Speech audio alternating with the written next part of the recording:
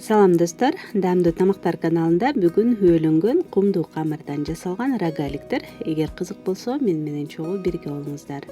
Бизге 500 граммдай эленген ун керек, жарым чай кашык туз жана 1 чай кашык разрыхлитель кошуп, баардыгын жакшылап аралаштырып алабыз.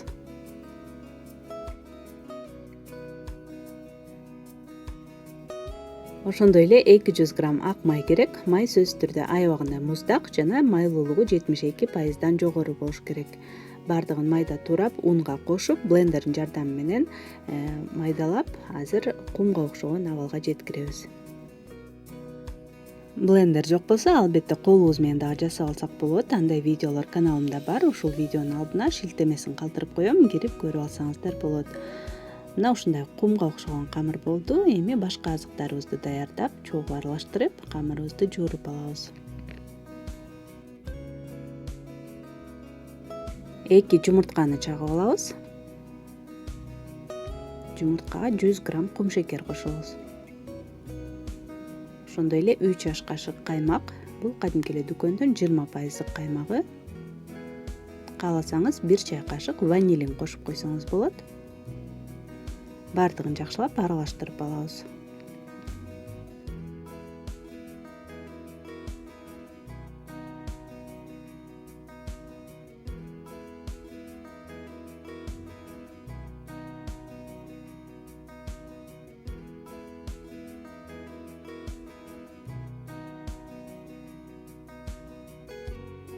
Эми кургак азыктарды суюк азыктардын үстүнө салып, алгач кашык менен аралаштырып, андан кийин колубуз менен чогултуп алабыз.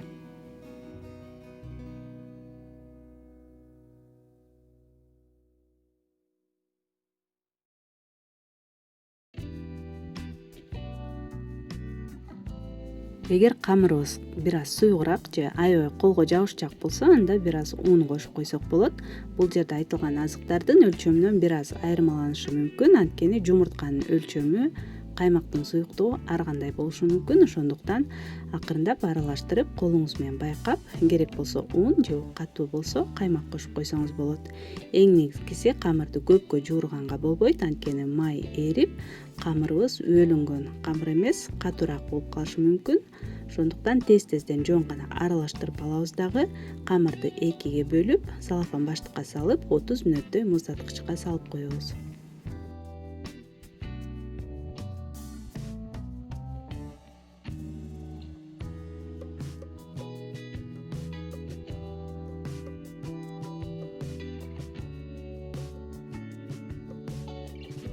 Камыр бир аз муздады, эми жайып баштасак болот.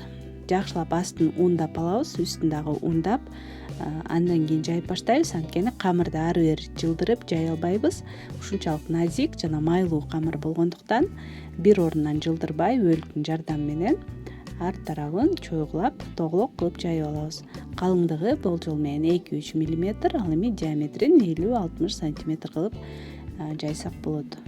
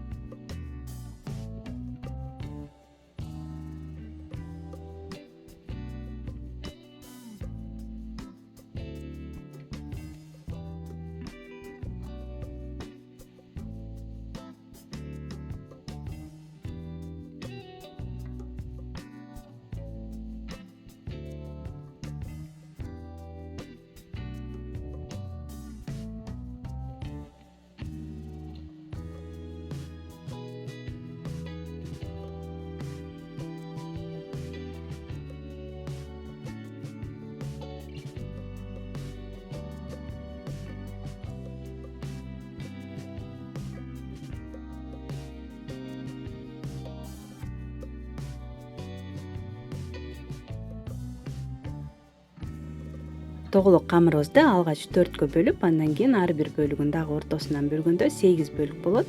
Толтурмасына болсо өзүңүз каалагандай салсаңыз болот. Мен бүгүн быштак колдонуп жатам.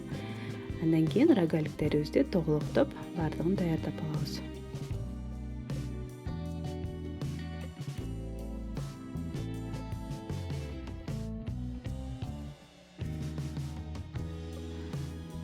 Алдындагы ун көбүрөөк эле болгон жакшы, анткени камырыбыз ун аз болуп камыр столго жабышып калганча уну көбүрөөк болсо унду щетканын жардамы менен күйүп койсок болот.